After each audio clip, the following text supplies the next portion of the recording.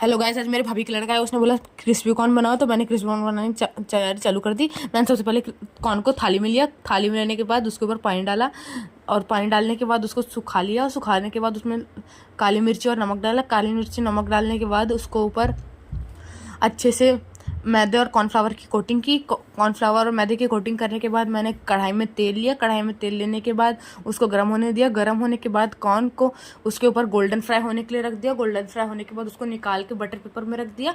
Butter paper में रखने के बाद मैंने सारे सब्जियां चॉप करके उसके में ऊपर डाल कढ़ाई में डाल के उसको अच्छे से सॉसेज डाल के मिक्स कर दिया। कॉर्न डालने के बाद ध्यान रखें कि कॉर्न जले ना। उसके ऊपर प्याज धनिया की कोटिंग कर दी। ये था मेरा आज का। Thank you.